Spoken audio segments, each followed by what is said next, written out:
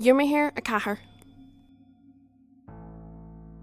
My friends and I are walking home late one night after meeting up with a few of our buddies we hadn't seen in a while. Our route takes us through a park with woodland to the right of the path that runs through it.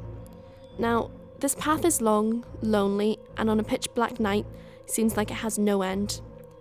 When we're about halfway through the park, we hear someone screaming at the top of their lungs, saying something along the lines of, "Help me! For the love of God, please, someone help me!"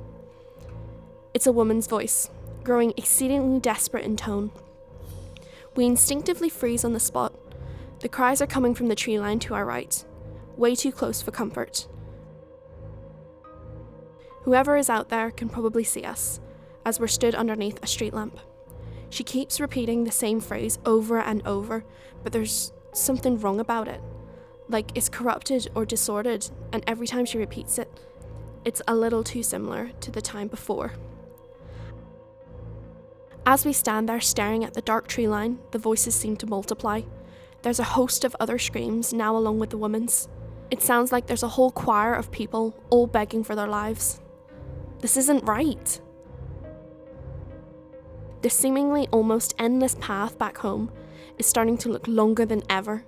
We're pretty much crapping our pants, dying just a bolt away, but there's something holding us in place. Morality? Curiosity? One of the two, I suppose. As we stand there, weighing up what to do, we see it. Emerging from the tree line.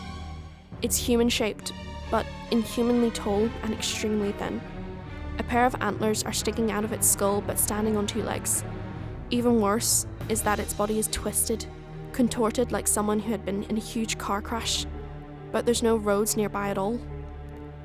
It lets out a horrific screech, sounding like its lungs are full of blood or water. There are no words that would adequately describe just how terrifying the situation is. I scream, "Oh my God, run!" We both sprint full pelt down the path. We hear muddy footsteps behind us on the grass and internally pray that it isn't following us. We're too chicken shit even to turn our heads to check at this point. Then, from behind us, we hear it scream a familiar sentence. "Oh my God, run." It's my voice said in the exact same way I'd screamed it only moments before. We finally turn around to check. The mimicking creature was even closer to begin with, but was now, thankfully, clambering back towards the trees, still walking on its hind legs. Its movements were far too human. We spoke with a few of my neighbours about it. They tell us that skinwalkers are known to repeat the last words of their victims in an attempt to lure people.